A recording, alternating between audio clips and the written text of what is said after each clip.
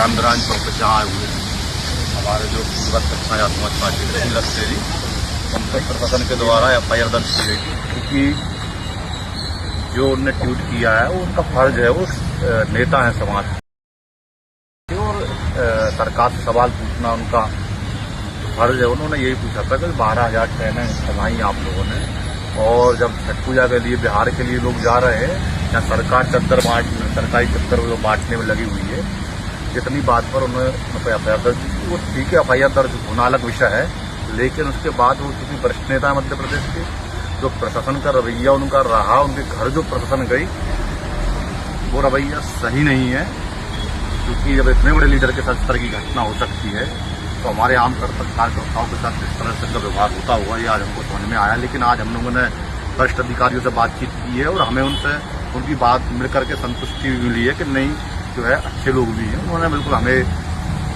जो है बोला है, संतुष्ट भी किया है और बोला है, वादा भी किया है कि हम इस मसले को संज्ञान में लेते हुए, क्योंकि मैंने तो कहा है कि इस विषय पर FIR नहीं बनती है, ठीक है, तो उन्होंने कहा है कि बिल्कुल इसी जांच करके हम इसमें जो है FIR लगाने का काम करेंगे। आप लोग अपना परिचय भी सुनील भैरसिया, प्रदेश अध्यक्ष Bhim Army. Doctor Rajendra Barwasiya, Bhim Army प्रदेश उपाध्यक्ष मध्य प्रदेश। भीम आर्मी भोपाल संभाग अध्यक्ष रोहित राठौर।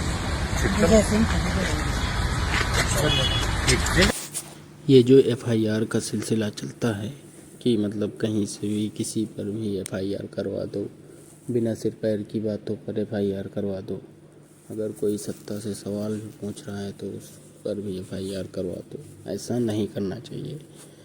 ऐसा आप कर के आप अपनी क्रेडिबिलिटी पर सवाल उठा रहे हैं। क्रेडिबिलिटी इन द सेंस मतलब आप अपनी जवाबदेही पर सवाल उठा दे रहे हैं कि आप किसी भी सवाल का जवाब नहीं देना चाहते हैं, और जो भी लोगों के साथ हो रहा है, जो भी देश की जनता के साथ हो रहा है, आप सत्ता में बैठे हैं, आपको उसका जवाब देना चाहिए।